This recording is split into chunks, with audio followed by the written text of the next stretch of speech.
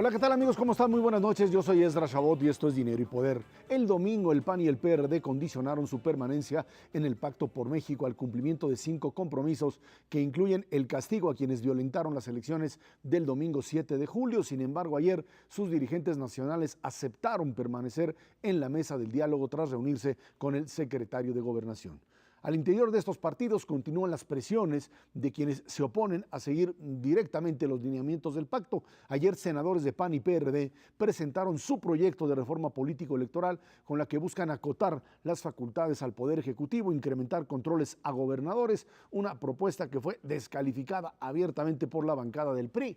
Nos acompaña en el estudio de Dinero y Poder Roberto Gil, senador panista. Roberto, muchas gracias por estar aquí con nosotros. Mauricio González Macarios, que tiene buenas noches. Al contrario, muy buenas noches, gracias por la invitación. Bueno, pues ahora sí que por la libre, dijiste ustedes, PAN, PRD, un sector de los senadores panistas, la mayoría, ¿sí? El PRD presenta lo que sería pues un proyecto de reforma política sumamente amplio, sin duda alguna, y que pues entra, dicen algunos, en contradicción con la lógica política y lo que se había manejado dentro del Pacto por México. Hay senadores, diputados que dicen, pues es que no nos toman en cuenta, nosotros nos vamos por la libre. Eso fue lo que hicieron. Bueno, en primer lugar, esta propuesta, esta iniciativa no intenta rivalizar con nada ni con nadie. De hecho, el Pacto por México no ha enviado ninguna iniciativa en materia política. Se habían comprometido a generarla durante el verano, no ha llegado. Se adelantaron ustedes. Y también es cierto que el Senado de la República, independientemente de la existencia del pacto, no se nos ha cancelado la posibilidad de hacer propuestas. Casi. Proponer no es oponer, ni proponer es ofender. Lo que estamos haciendo es planteando un conjunto de ideas sobre cómo modernizar el sistema electoral mexicano, cómo transformar de manera profunda el sistema político, la forma en la que toman las decisiones las instancias representativas y la forma en la que interactúan dos poderes, el Poder Ejecutivo y el Poder Legislativo, en un contexto de pluralidad política, es decir, en un contexto en el cual el presidente de la República no tiene una mayoría estable en el Congreso y en el Congreso están representadas fuerzas políticas de distinto signo ideológico. Lo que estamos haciendo es proponer una ruta, abrir un debate legislativo sobre lo que a nuestro juicio son los temas pendientes en la institucionalidad electoral y política en el país. Si el Pacto por México envía una iniciativa, se someterá al escrutinio y a la deliberación parlamentaria, tal y como sucede con prácticamente todas las iniciativas. Lo que nosotros no podemos, no compartimos, pues, es que el Congreso deba estar paralizado hasta que el Pacto por México alumbra las iniciativas. Eso sería absolutamente contradictorio con el propio funcionamiento de la democracia mexicana. El Pacto por México ha enviado 2 iniciativas, hemos aprobado más de 12 reformas constitucionales. Al contrario, creo que es buena noticia que exista el Pacto por México como una instancia generadora de iniciativas, pero eso no debe ser ocasión ni motivo para que el Congreso esté paralizado. La propuesta que hacen es una propuesta muy amplia, incluso he estado escuchando en medios que se anuncia no solo como reforma política, sino como una reforma incluso del régimen político mexicano, que es una cuestión muy amplia. Pero hacer una propuesta de este tamaño cuando solamente cuenta uno con, pues, no sé, 40 senadores de los 128 y no sé cuántos diputados, pero no muchos, complica un poco las cosas. Es decir, la parte importante del Congreso no es únicamente la propuesta legislativa, sino la capacidad de generar consensos. Y aquí no se ve tanto consenso. Me da la impresión, poquito como en estas épocas siempre ocurre, el movimiento de los excluidos. Los que no están en el pacto son los que proponen esta cosa, ¿no? Es decir, el grupo de ustedes en el PAN, el grupo cercano al señor Ebrard entre los senadores, que también está en este grupo. Es decir, como que los que no los invitaron a la negociación son los que están proponiendo. ¿Estoy equivocado? No, yo creo que hay 2 formas de generar consensos. Una es generar un espacio de interlocución, una negociación política privada, como funcionó, por cierto, en muchas décadas. Las reformas electorales de los años 80 y 90 fueron construidas así, en espacios privados, se presentaba iniciativa y se votaba en el Congreso, porque eran negociaciones partidarias en un contexto en el cual el Congreso no era plenamente plural. Ahora la democracia mexicana está generando consensos por otra vía, por la vía de la discusión pública, por la vía de la evidenciación de las posiciones de cada uno de los actores. Hay casos muy emblemáticos de reformas que empezaron sin un consenso en el inicio y que se fueron generando. Caso concreto, la de transparencia. Al inicio, cuando se presentaron las iniciativas del PAN y del PRD, no había consenso de nadie. El PRI la había resistido, dijo que no quería nacionalizar el sistema de transparencia. Hoy está discutiéndose en la Cámara de Diputados un dictamen prácticamente con un amplio consenso. En democracia es posible crear consensos a partir del convencimiento y de la deliberación pública de esos temas. Esa es nuestra apuesta. Venimos discutiendo estos temas de hace por lo menos 25 años. No son temas nuevos. Acción Nacional ha presentado iniciativas sobre reelección legislativa desde 1964. Se han votado 4 veces en el Congreso. Una Cámara la ha rechazado, otra Cámara las ha aprobado. Segunda vuelta electoral desde 1997 y después en los famosos acuerdos de la transición democrática hemos venido discutiendo ese tema y así podemos ir señalando cada uno de los temas que están incluidos en esta iniciativa. La autonomía del Ministerio Público, de la PGR, pues desde que tengo uso de razón ha habido una insistencia en que se debe despolitizar el funcionamiento de la justicia. Hicimos una reforma en materia de justicia penal hace unos años y se discutió el tema y se sacó al final de la negociación por, digamos, unas dudas entre las fuerzas políticas. Son temas que se vienen discutiendo, no es el movimiento de los excluidos, al contrario, es el ejercicio de la responsabilidad de propuesta, pero también de abrir la deliberación colectiva sobre temas que son necesarios e importantes para nuestro país y por cierto también impostergables. Si queremos que la democracia funcione, tenemos que hacer ajustes a la institucionalidad electoral para resolver fenómenos nuevos. Pero si queremos también que la democracia sea eficaz para tomar decisiones, necesitamos cambiar los incentivos que tienen los actores políticos para la cooperación. El Congreso está sujeto a una parálisis precisamente porque no hay buenos incentivos. El mejor ejemplo, lo más revelador de esta parálisis es justamente el Pacto por México. Lo que estamos proponiendo nosotros es, de alguna manera, institucionalizar el Pacto por México para que no sea un acuerdo de ocasión o de coyuntura entre una mayoría reformista que se pone de acuerdo en un momento determinado. Roberto, tienes toda la razón que estos temas que están incluyendo en esta propuesta el grupo de senadores y otros legisladores no son nuevos y también que deliberar, pues eso es lo mejor que nos puede pasar en este país, ¿no? Que se discutan los proyectos. Y que cada quien pague el costo de sus razonamientos públicos. Si alguien no está en acuerdo con la segunda vuelta, que diga por qué. Y que los ciudadanos decidan, escojan si tiene razón o no esa posición. En eso tienes toda la razón, pero da la impresión de que en este proyecto, más que un proyecto, digamos, de carácter legislativo, pues no tiene una dosis política muy importante en el siguiente sentido. Da la impresión de que si el gobierno está dispuesto a que se discute esta propuesta y apoyar o aprobar mucho de lo que contiene, que podría ser muy valioso, eso no lo discutimos, este grupo de legisladores lo que podría aportar es su apoyo incondicional a las reformas energética y fiscal del gobierno, de las cuales ni siquiera conocemos el proyecto a detalle. ¿Es eso correcto? O sea, ¿hay algo de eso, de ese trasfondo? En una democracia no hay nada incorrecto en transaccionar agendas. Los partidos de oposición presentan sus agendas y en las negociaciones políticas se hacen acuerdos de prioridades de unas por otras. El gobierno tiene sus prioridades y la oposición debe tener sus prioridades. Y debe haber ese recambio pues en prioridades. Ahora bien, no es un chantaje, es una negociación política. Pero nosotros estamos convencidos de que si pasan algunas de esos mecanismos, de esas figuras que están en la reforma política, esas reformas van a ser más fáciles. Las reformas energética y fiscal, sobre las cuales existe un diferendo ideológico muy profundo. ¿El Pacto por México puede generar iniciativas en materia energética y fiscal? Quizá. Pero si no sucede, ¿qué vamos a hacer como país? Necesitamos entonces resolver los incentivos para tomar las decisiones con independencia del pacto. Estamos convencidos de que si aprobamos un conjunto de estos mecanismos que están en la reforma política, tomar decisiones especialmente duras, ideológicamente adversariales, va a ser más fácil. Este mecanismo, la reforma política, no solamente le da un mejor espacio de entendimiento al Congreso y al Ejecutivo, sino también permite que los legisladores, la clase política, sea responsable ante los ciudadanos y que los ciudadanos premien o castiguen el desempeño de los legisladores y nuestra capacidad de cooperar frente a lo que está requiriendo el país. Pongo, por ejemplo, el caso. Yo estoy convencido de que una solución a la reforma energética pudiera ser el referéndum vinculatorio.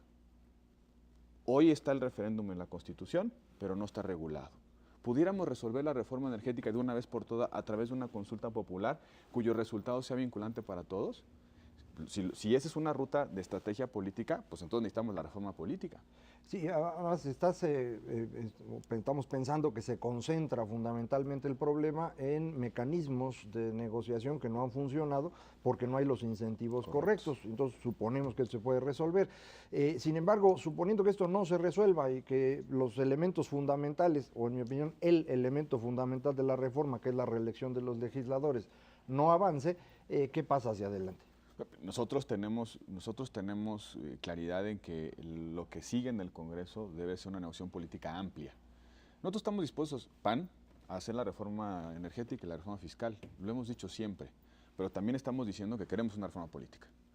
Y si el gobierno quiere un entendimiento con nosotros, debe tomar en cuenta también las prioridades de los partidos de oposición, como también queremos otras reformas que están también pendientes, que son parte de nuestra agenda, como por ejemplo la plena certeza en los derechos de propiedad, que tiene que ver con la tenencia de la tierra, en fin, cosas que están pendientes en nuestra agenda desde hace mucho tiempo. Tenemos un conjunto de prioridades. La idea es sentarnos a discutir esas prioridades y a llegar a acuerdos para sacar adelante no solamente la agenda del gobierno, sino la agenda también de un partido de oposición que tiene por lo menos el 30% en la representación parlamentaria. Para construir mayoría se requiere incluir al otro, y la forma de incluir al otro en democracia es asumir sus prioridades legislativas. La oposición no solamente debe atender las prioridades del gobierno, tiene el deber de poner prioridades en la mesa para que se construyan mayorías, no solamente en las agendas del gobierno, sino en las agendas que también representamos, porque nosotros, como oposición, también representamos agendas en el Congreso. No solamente estamos para votar lo que llegue del gobierno, sino también para proponer. Pero si ella me permite, pero a ver, Roberto, el PAN es un hecho que está dividido después de los resultados electorales, ¿no? Del año pasado. Entonces, pregunto, ¿por qué presentar esto por separado y no un proyecto que es tan importante, que es de verdadera relevancia para el futuro del país, presentarlo conjuntamente como partido y permitir que esto empiece a aglutinar al partido? Porque si no, pues... A menos que la división adentro del PAN no lo permita. No, creo que hay una incorrecta interpretación de lo que sucedió con la reforma. A ver, por supuesto que está abierta la suscripción de esta iniciativa a todos los panistas, y creo que tiene un amplísimo consenso en el PAN la agenda que está plasmada en esa iniciativa. Ayer se pronunciaron en contra de la reforma política sin decir por qué, pero yo no veo en nuestro antecedente un componente de esa agenda que no esté en nuestras plataformas. ¿Quiénes se pronunciaron en contra? Por ejemplo, ayer Preciado decía que él está en contra y que va a esperar la reforma del pacto. Mi pregunta es, si el pacto no envía reelección legislativa, ¿qué vamos a hacer? ¿Dejaremos esa bandera histórica del PAN? Si el pacto no envía segunda vuelta electoral, ¿vamos a dejar también esa bandera histórica del PAN? Si el pacto no envía, por ejemplo, el fortalecimiento del Congreso frente al control democrático del gobierno, ¿vamos los panistas a dejar esa bandera? Nosotros no sabemos qué está discutiéndose en el pacto y respetamos mucho esa instancia de interlocución. Y cuando llegue la iniciativa discutiremos con todo detalle lo que esté ahí comprendida. Pero eso no significa que el PAN deba renunciar a sus banderas históricas. Yo no me siento bien con mi conciencia si abandono de repente la posición a favor de la reelección que mi partido ha venido sosteniendo prácticamente por medio siglo. Lo que no queda claro es por qué suponen que eso no se está discutiendo en el pacto. Porque no han visto nada. Porque no hay nada. Pero al no ver nada, eso no significa, la ausencia de evidencia no es evidencia de ausencia. Si hay una evidencia, mi querido doctor Esquetino. El PAN ya presentó una iniciativa que trae el Instituto Nacional de Elecciones, que nosotros la acompañaremos en sus razonamientos, una propuesta para darle autonomía a la FEPADE, que está incluida en nuestra iniciativa, y algunos componentes de compra y coacción del voto, pero no trae reelección, no trae segunda vuelta, no trae algunos de los elementos de la agenda política de siempre del partido. Pero esa es una bronca interna del PAN. La pregunta es si ya las abandonamos. Por eso, si ya las abandonamos, pues digamos, ya las abandonamos y cada quien que asuma las consecuencias. Yo creo que no las hemos abandonado, porque están en la plataforma electoral del partido con la que nos presentamos en el 2012. Estuvo en el discurso de nuestra candidata presidencial, está en la plataforma legislativa y está en las prioridades de la agenda legislativa que aprobamos, diputados y senadores, al inicio de esta legislatura. ¿Me aceptas que hay una división al interior del PAN? Estamos en un momento de reconfiguración interna. Pues es obvio, después de que perdimos la presidencia, se rompe un eje de verticalidad. Y no se recompone. Estamos a punto de iniciar el proceso de renovación de las dirigencias. El partido está en un momento de definiciones internas. En un mes vamos a ir a reformar los estatutos para ver cómo nos vamos a organizar internamente. Por supuesto que tenemos un problema de cohesión interna, pero lo que cohesiona a un partido siempre son las tesis, las definiciones programáticas y sobre todo las agendas. Yo creo que este puede ser un momento para reconciliar al partido. Pero brevemente, pues se nos acaba el tiempo, pero tú, alguien de tu grupo le llevó este proyecto al Comité Ejecutivo Nacional del Banco. Pero por supuesto que hemos estado hablando de este tema de hace un mes, más de un mes. Y no te hacen Presentamos caso. una agenda y se hicieron audiencias públicas, se discutió. Creo que nadie puede llamarse a sorpresa de lo que está ahí. Yo le pregunto a los panistas del país si no queremos que la compra y coacción del voto se castigue. Yo creo que nadie en su sano juicio va a decir que no. Ni, por ejemplo, que la urna electrónica se implemente en el país para que no haya estos problemas de impugnación de diferenciales y de que se perdió el paquete electoral en una vuelta de 1 hora en Apizaco, ¿no? Bueno, pues a ver si ya se empiezan a escuchar los panistas para que todos se oigan con todos, ¿no? Eso sería muy bueno. Uno tiene oídos en el sentido literal de la expresión. Mi querido. Roberto Gil, senador, muchísimas Al gracias. contrario, Vamos a muchas una pausa. Esto es Dinero y Poder. El Instituto Mexicano para la Competitividad advierte que la reforma al sector energético implicará que el Estado incremente el cobro de impuestos como el IVA y el impuesto sobre la renta. Explica que deberá haber una reforma fiscal que dependerá del alcance que tenga la propia reforma energética. Señala que esta le permitiría al país salir del estancamiento, pues en este 2013 México se ubica en la posición 32 entre 46 países, la misma que hace 11 años. Nos acompaña aquí en el estudio de Dinero y Poder Juan Pardinas, director general del Instituto Mexicano para la Competitividad. Juan, buenas noches, muchas gracias por estar aquí con nosotros. Muchas gracias, Ezra, Macario, Mauricio, un gusto. Esta posibilidad de que, bueno, por supuesto, entre la reforma energética y eventualmente la reforma fiscal, está en el marco de un país que ha venido perdiendo competitividad, caídas que tienen que ver fundamentalmente pues, con la falta de atención a problemas centrales. Hemos maquillado una buena parte de la estructura legal y política en el avance económico, y sin embargo, en los últimos años, puros retrocesos. Yo diría que se debe en buena medida a nuestra incapacidad para ponernos al día, a la imposibilidad de que la lógica y el sentido común gobierne y sea la brújula para el diseño de nuestras instituciones económicas. Y en otras partes del mundo lo que estamos viendo es que sí hay capacidad de reforma, hay capacidad de innovación, y esto hace que por más que en algunos sectores hayamos avanzado, algo en educación, algo en salud, pues nos seguimos basando en el contexto internacional, ¿no?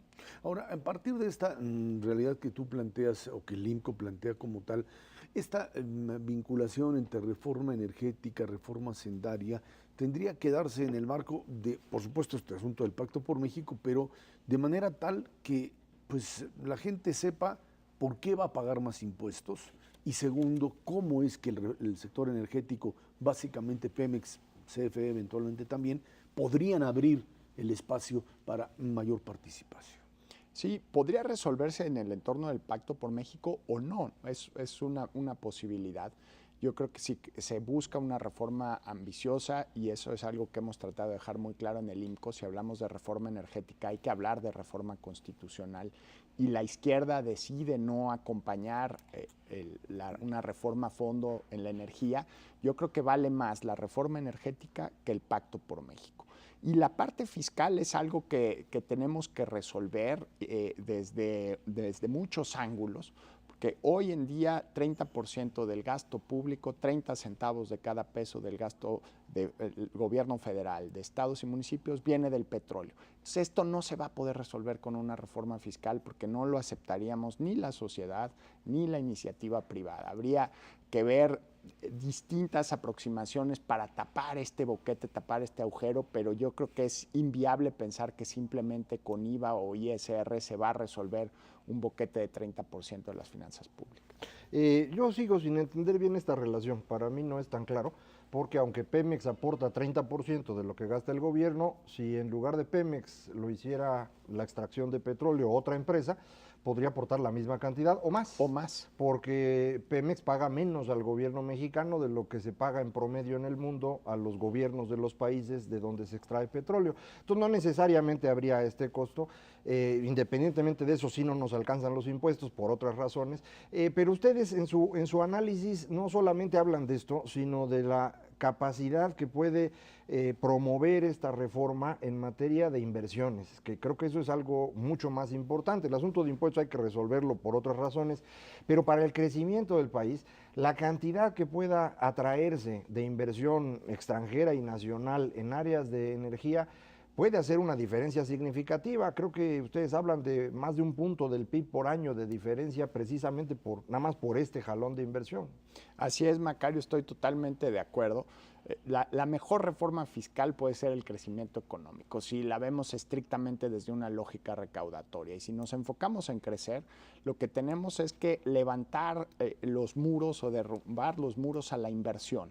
La inversión y la productividad son los dos caminos fundamentales para lograr el crecimiento económico, y lo que vemos en el sector energía es que los mexicanos nos hemos dedicado varias décadas a poner ladrillos y concreto para cerrarnos no solo a la inversión, también a la tecnología, al capital humano, y ir en contrasentido un poco de la portada de un libro tuyo sobre el siglo XX mexicano. Ya habrá que pensar en el del siglo XXI, y puede ser la misma portada porque vamos con los bueyes atrás de la carreta, de derrumbar esos muros justamente para que nuestra industria energética, incluido Pemex, por supuesto, se pueda llegar de inversión, mejores tecnologías para detonar el crecimiento económico, y esto puede ser la base más sustentable de recaudación en el mediano y largo plazo. Puede que en el corto plazo sí haya baches, sí haya agujeros, porque muchos de estos proyectos de desarrollo y explotación de hidrocarburos pueden tomar varios años,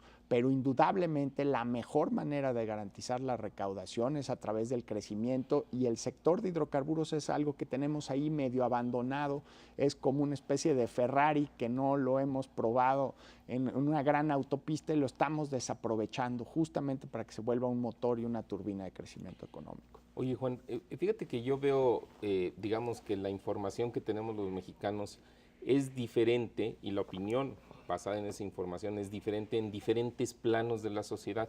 Si platicamos entre analistas, yo veo una enorme coincidencia en lo que tú estás diciendo, que hay que propiciar la inversión privada, ¿no?, en diversos aspectos del sector energético, sobre todo en la explotación de crudo, en el shale, en muchas cosas.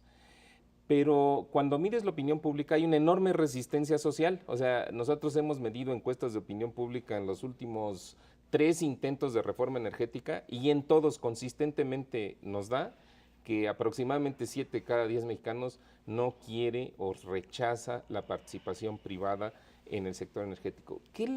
Y por otra parte, lo que yo estoy viendo es que en esta ocasión el gobierno como que no está venciendo esa barrera, no está derrumbando ese muro, para usar tu lenguaje. ¿Qué le recomendarías tú a la administración actual o en general a los mexicanos que pudiéramos hacer para ir derrumbando ese muro? Porque si no, pues es muy difícil contar con el apoyo de los legisladores cuando tienes una resistencia social tan alta.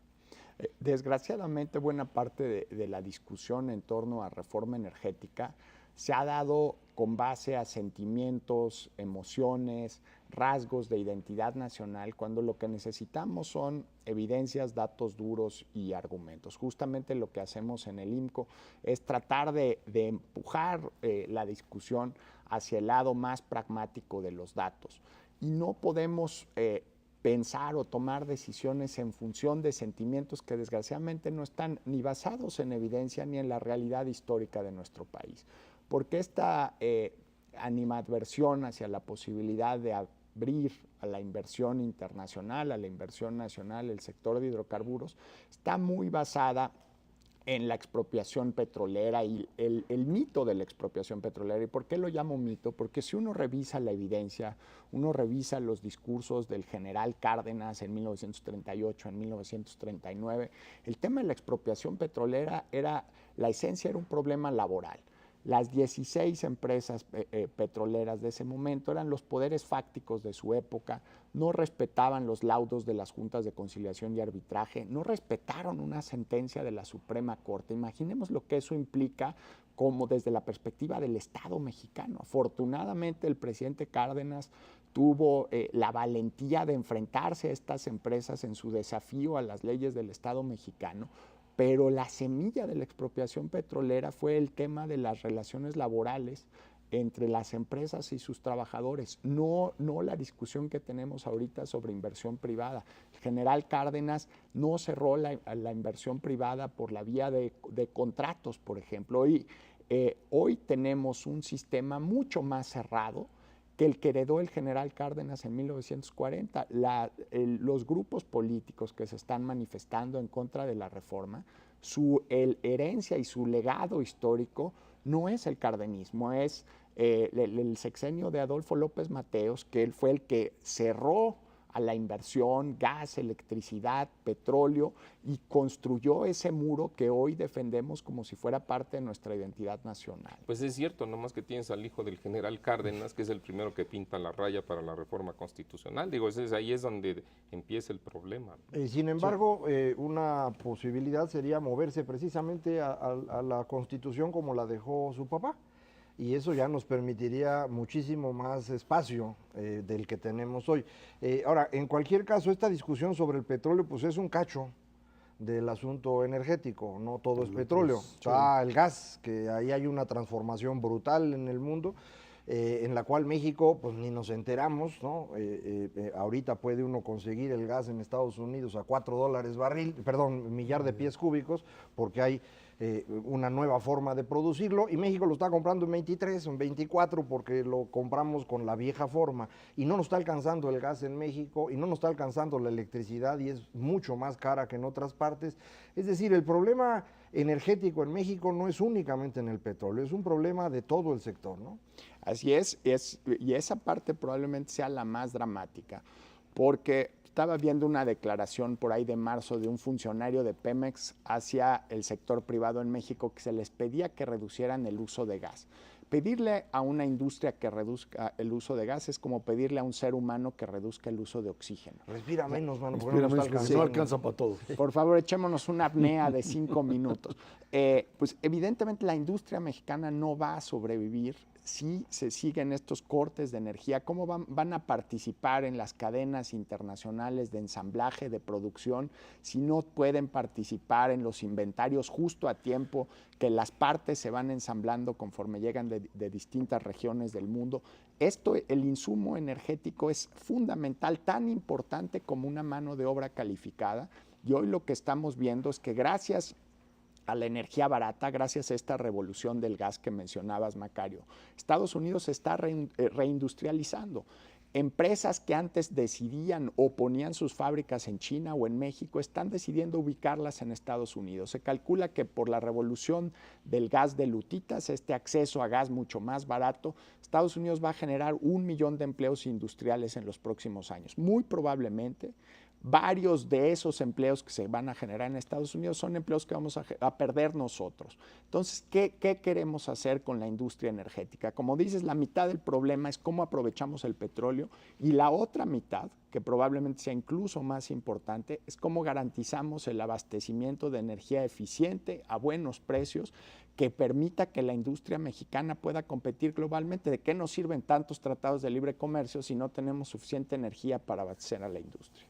Ahora, a partir de esta realidad, Juan, esto que podría impactarse en este segundo semestre, ustedes decían, puede generar un aumento del PIB mayor del 1%. ¿De dónde sacan el cálculo? Hicimos un modelo, parte del modelo está en nuestra página. En estimación, las estimaciones más optimistas llegan a incluso hasta 1.7 adicional. ¿Qué implica crecer 1.7 adicional? Es generar cerca de 300,000 empleos al año. Esto es la población económicamente activa de una ciudad como Saltillo, como Villahermosa. Imaginemos lo que podríamos dejar en la mesa, suponiendo que el modelo del IMCO, vamos a bajarlo a la mitad, que fueran 150,000 empleos adicionales al año.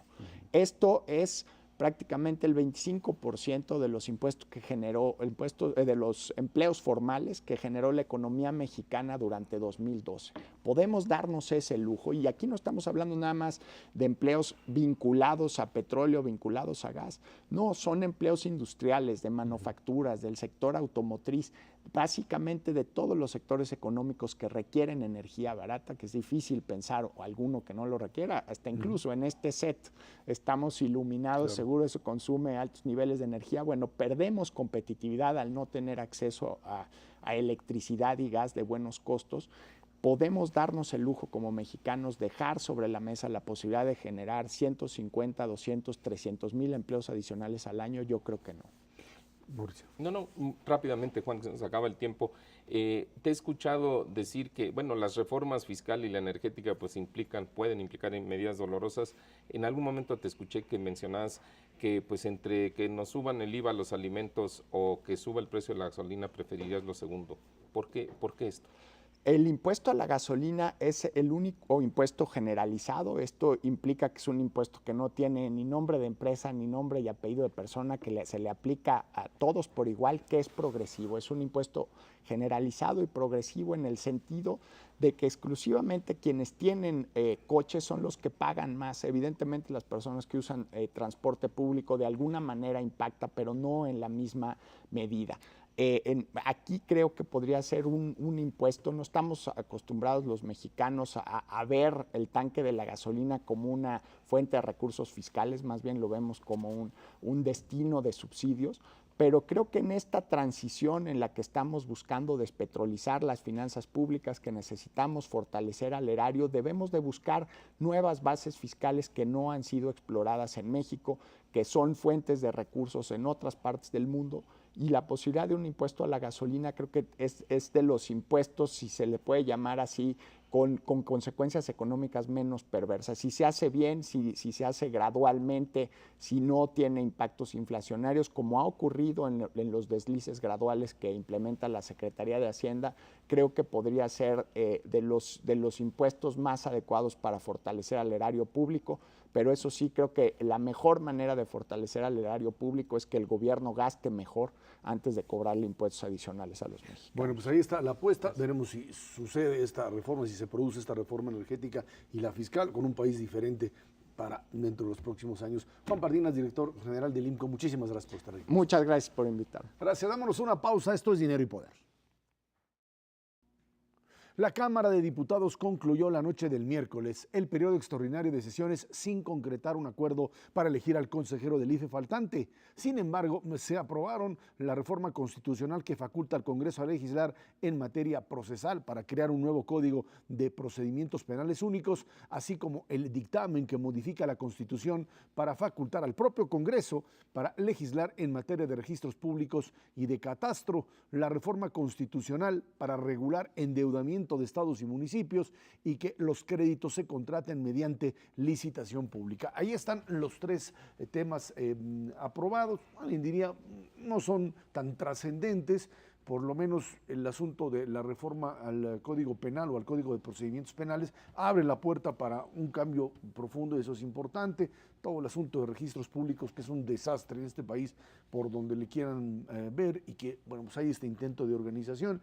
Y quizá la parte, el gran atorón es el asunto del consejero del IFE, donde lo que querían era simplemente que el propio tribunal no les viniese a decir que estaban en desacato, porque había una orden legal para que por lo menos trataran el asunto. Lo trataron y dijeron, no tenemos capacidad de resolverlo. Sí, este fue un periodo muy breve en cuestión ya estaba todo en pactado. cuestión de 3 días sacan todo, porque era muy fácil, ya lo habían acordado, y porque además de lo que se trata este periodo es de mover facultades de las entidades federativas o municipios a la federación. De manera que es un periodo que hace más centralista, digámoslo así, la legislación mexicana, le quita facultades a los estados para hacer sus códigos de procedimientos penales. Lo que está muy bien, a la federación. Está bien si lo ve uno desde la perspectiva de que los estados pues, son una cosa espantosa, no sirven de mucho, pero pues si le vamos a hacer así, yo sigo insistiendo, lo mejor sería que analicemos en serio si queremos ser un país federal o no, porque si le vamos a estar quitando continuamente facultades como estas, ¿no? Si ya no pueden decidir en cuestión de procedimientos penales, que es una de las cuestiones fundamentales que hace un Estado, pero tampoco pueden tener ni el registro de propiedad, es decir, no van a tener nada que ver que con no los lo derechos tienen, de propiedad. Nunca encuentro sí uno lo tienen, nada en pero no ellos. funciona. Bueno. Y le quitan también la capacidad de endeudarse, o sea que le quitaron a los estados, a las entidades federativas, las capacidades de recaudar, de cierta manera, y las capacidades de gastar en seguridad y justicia, que son las cosas fundamentales de un Estado. Entonces, si no las van a tener, pues entonces, ¿para qué existen los estados como son hoy? Es decir, ¿cuál es la lógica de seguir siendo una república federal? Mejor quitarle todo. Pero bueno, esto es lo que se hizo en este periodo, ¿no? Bueno, quizá nomás un punto menor, a mí me parece, ¿no? Tal vez un poco exagerado decir que le quitaron la facultad de disponer de recursos a los estados y a los municipios por la vía del endeudamiento. A mí me parece que esa reforma tiene algunos aspectos positivos, o sea, los obliga a ordenarse, o sea, ahora va a tener que haber un registro, van a tener que informar cuánto deben. Uno de los grandes cajones oscuros de ese tema era el endeudamiento con proveedores, nadie sabía cuánto le debían a los proveedores, ahí disfrazaban la deuda, etcétera. Yo creo que esa es la parte positiva. La parte, digamos, no tan buena, bueno, pues es que sí les resta flexibilidad. Pero ¿cuál es el problema? Que le quiten a los gobernadores ese tipo de cosas. A mí me parece que si finalmente la federación es la que va a tener que pagar, como está sucediendo ahora, las deudas de los estados, pues va siendo hora de que de una vez... Bueno, no, perdón, la federación tampoco está pagando las deudas de los estados. No las está pagando, o sea, no las asume. Existe ese riesgo, pero no lo ha hecho hasta el momento. Eso es precisamente lo que quieren evitar. Pero te voy a decir qué sucede, Esra. Sabemos de muchos estados, el problema de la deuda ya lo hemos platicado aquí muchas veces, sobre todo un problema de falta de transparencia de en qué usan los recursos los estados y los municipios. Y eso no se resolvió aquí. Esa es digamos, la carencia de esta reforma, de esta legislación, la carencia mayor en mi opinión. Sabemos lo anecdótico, que es lo que nosotros leemos en los medios y nosotros mismos lo comentamos, ¿no? Que si se despilfarraron la lana en suburbans o que si en viajes o en campañas, ¿no? Que hicieron cochinitos y luego, ¿no? Apoyaron, ¿no? Las elecciones locales en algún momento. Pero la gran masa de recursos de la deuda de los estados y de buena parte de los municipios sí se ha ido a obra pública. Lo que no sabemos es si esas obras públicas sirven para algo en función de lo que costaron o han tenido un costo exagerado que no se justificaría. Ahí es donde otra vez la falta de transparencia vuelve a incidir, ¿no? Entonces, ahí me parece que todavía hay terreno para avanzar, pero bueno, no, quizá no les quitaron realmente la facultad a los estados de disponer de recursos vía deuda, ¿no? Y yo, pues es mi queja, ¿no? Es decir, lo que yo creo, si vamos a movernos en esta dirección, movámonos en serio. Y entonces desaparezcamos a los gobernadores, que son nuestro problema. Pero es que esas son esos, también y que cierren Pemex. Y junto con Pemex. Sí, no, pues ¿con qué trabajas? Se acaba el país. Sí, Macario, regresa a la realidad, por favor. Pero bueno, el otro tema, y que creo que también es importante, es este asunto del consejero faltante del IFE, que es un atorón político que si no se resuelve en el corto plazo, vamos a tener el mismo problema en octubre a la hora que se trate de elegir a los 3 consejeros que tienen que sustituir a otros 3. Otra vez el asunto del reparto de posiciones. Si esto lo van a negociar como parte del pacto o será otra guerra entre los partidos políticos. Sí, estaba muy difícil que lo fueran a hacer en este mini periodo que tuvieron, que era un periodo que simplemente da facultades para hacer el siguiente. Vamos a ver si en el siguiente lo hacen. Y viene además la discusión de si va a haber o no una reforma política, de qué condiciones y si la van a hacer en un extraordinario en agosto, porque otra vez no pueden estar posponiendo por más tiempo las otras reformas que son las relevantes. Entonces puede ser que en algún momento se haga. Lo que han estado haciendo bien los diputados es, si no van a decidir a favor de alguien, más vale no llevarlo al pleno. Y eso me parece a mí que es algo bastante útil, porque en otras ocasiones pues han llevado a personas destacadas que han intentado ser consejeros, los destruyen en el pleno simplemente porque no quieren votar. Entonces eso al menos es una cosa positiva, pero pues hay que esperarse porque no les queda mucho tiempo para tomar la decisión y si no lo hacen así nos vamos a meter en complicaciones jurídicas. Algo sobre este periodo extraordinario, brevemente, creo que quedó la impresión de que las cosas se pueden resolver muy rápidamente en un periodo extraordinario y que entonces toda la agenda legislativa que traemos para la segunda mitad del año va a ser rápido. Yo creo que eso no es correcto. O sea, aquí se resolvió efectivamente con velocidad, porque esto ya estaba discutido en algunos casos, son temas que se venían discutiendo desde hace años, y en el tema de la deuda de los estados, como decíamos, ahí ya llevaban varios meses. Entonces hay que dejarle claro al auditorio, me parece que es, para que un extraordinario, para un periodo extraordinario funcione, se necesita Primero, tener un proyecto que discutir, o sea, una iniciativa. Segundo, que se discuta. Tercero, que haya un dictamen. Y cuarto, que se pongan de acuerdo con el dictamen. Y nada de eso existe para las grandes reformas del segundo semestre. Bueno, ahí vienen, ya andan presentando, bueno, ya lo vimos, estas reformas que de una u otra manera estarían armando para el segundo semestre y también para el otro periodo extraordinario. Ahí van caminando, se salvó el asunto electoral. Y ahora vamos a ver si otra vez el Pacto por México vuelve a funcionar. Vámonos a una pausa y de regreso platicamos con usted del plan de infraestructura. Mucho dinero parece, sin embargo, habría que ver en qué lo van a invertir, cómo lo van a hacer y de dónde sacarán los recursos. Esto es Dinero y Poder. El presidente Enrique Peña Nieto anunció que su gobierno invertirá 4 billones de pesos en materia de infraestructura. Para el sector transporte y comunicaciones se destinarán 1.3 billones de pesos. De estos, 700,000 millones serán para el área de las telecomunicaciones, 582,000 para el rubro de transporte, que contempla carreteras, puertos, aeropuertos y trenes. Mucho dinero. Continuación, dirían algunos, del planteamiento hecho el sexenio pasado, que finalmente no alcanza como para generar un repunte importante en términos de crecimiento económico. Digo, es fundamental, es un país que requiere de carreteras, requiere de una inversión en telecomunicaciones que ahora con la reforma esperemos pues se detone, pero 4 billones de pesos, primero, ¿de dónde? Y segundo, ¿cómo le van a hacer para generar este tipo de crecimiento, Mauricio? Mauricio, déjalo hablar. Sí, está bien. No, sí, por supuesto que... Mira, yo te voy a decir una cosa. Cuando se anunció hace un par de días este programa, me pareció que era un muy buen anuncio porque es un tema muy relevante para el país. Tenemos un rezago enorme, salvo en carreteras, en infraestructura de carreteras, en todos los demás temas tenemos un enorme rezago. Carreteras, ¿no? Bueno, en todo tenemos rezago, pero en carreteras es donde más hemos avanzado, estamos mejor posicionados. Las carreteras mexicanas, cuando tú las comparas con las carreteras de las economías emergentes, son buenas. Pero cuando hablas de presas, de puertos marítimos, de ferrocarriles, de aeropuertos, etcétera, etcétera, etcétera, pues no es el caso, ¿no? Entonces, sin embargo, cuando uno analiza ya los detalles de lo que se anunció, te soy sincero, Ezra, yo creo que sí es importante que el gobierno haga algunas puntualizaciones, porque lo que se dijo me parece que es insuficiente. ¿En qué sentido? Me da la impresión de que lo que se hizo fue elaborar una lista de las obras que se van a hacer en el transcurso del sexenio, que eso es muy bueno porque quiere decir que por lo menos ya las tienen identificadas y ya saben a dónde van a canalizar el esfuerzo. Pero de eso a pensar que ahora sí hay un impulso fuerte a la infraestructura del país, pues yo creo que por lo menos hay que aclararlo. Persiste la duda. ¿En qué sentido? Uno, no es un plan, es realmente un programa. Un plan tendría objetivos, tendría metas, pero sobre todo tendría un diagnóstico en donde diría qué fue en lo que no se pudo avanzar en materia de infraestructura los 6 años del sexenio de Felipe Calderón.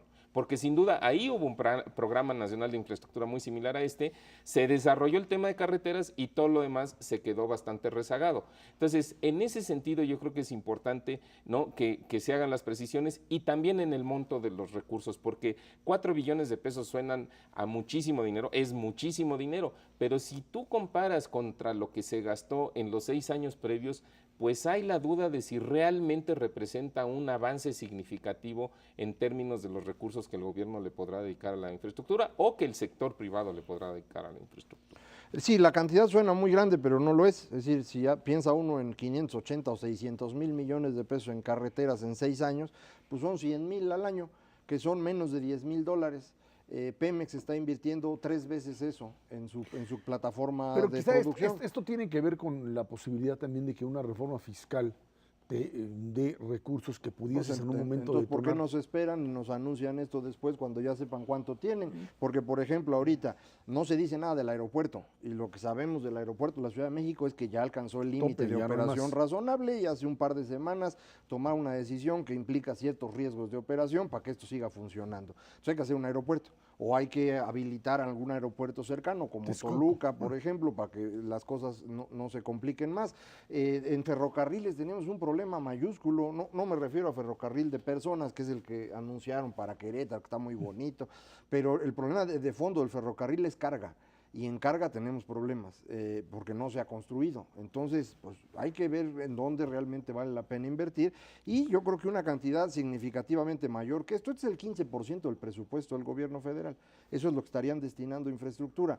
Pues a mí no me suena mucho. Pero además, a ver, esto no abre la puerta para que inversión privada entre y esta inversión Sí, como tal puede que que. pueda detonar para un crecimiento ahí te va, mayor. en Ahí teoría está. sí, en Puede teoría que. sí. A fines del sexenio anterior, los legisladores, hubo una legislación para las famosas asociaciones público-privadas, o sea, entre el gobierno y los particulares, se desarrolló una nueva ley, de hecho, pero ahora resulta que esa ley tiene todavía una serie de obstáculos que no son fáciles de vencer. Yo hubiera esperado de un programa de infraestructura nuevo que aclarara cómo se van a librar algunos de esos obstáculos. O sea, realmente qué es lo que va a facilitar la participación de la iniciativa privada con mayor fuerza de lo que se hizo en los últimos 6 años. Y eso es lo que no está plasmado, ¿ves? O sea, te da la impresión, hay un dicho que dice, piensa mal y acertarás. A mí me da la impresión de que como la construcción va cayendo 2% en la primera mitad del año, quisieron hacer un anuncio que mejore las expectativas respecto al sector construcción, cosa que puede cumplir este programa, pero no necesariamente es realmente un proyecto de 6 En forma años. casi simultánea aparece este anuncio del Consejo Mexicano de Hombres de Negocios con una inversión privada por una cantidad también impresionante, es decir, gente que tiene dinero y que tiene la posibilidad de invertirlo. Esto no está en línea con esta posibilidad de romper este tipo de trabas y generar ese modelo de crecimiento, más allá de cuestiones de inversión extranjera que tendrán que crecer a partir de las reforma energética, lo que ya platicamos, pero hay también este compromiso por parte de sectores de los grandes dueños de empresas de este país es meterle más dinero y pues obviamente traerlo de donde sea, pero finalmente conseguir que esto detone, ¿no? Pero una parte importante para un plan de infraestructura es de que lo que está planteando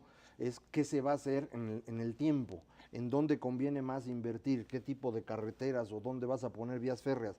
Esto no lo sabes hasta que no sepas si va a haber o no reforma energética, por ejemplo. Porque si vas a desarrollar los campos shale del norte del país, bueno, la inversión en Chihuahua, Coahuila y Nuevo León tiene que ser diferente de la que estás planteando ahorita. Si vas a tener mayor disponibilidad de gas natural para que pueda haber más producción de energía, bueno, pues entonces a lo mejor necesitas menos presas, pero necesitas más ductos para transporte de gas. La razón por la cual no podemos importar gas de Estados Unidos es porque no hay tubería. Entonces, ese tipo de cosas dependen de qué es realmente lo que va a hacer en el país.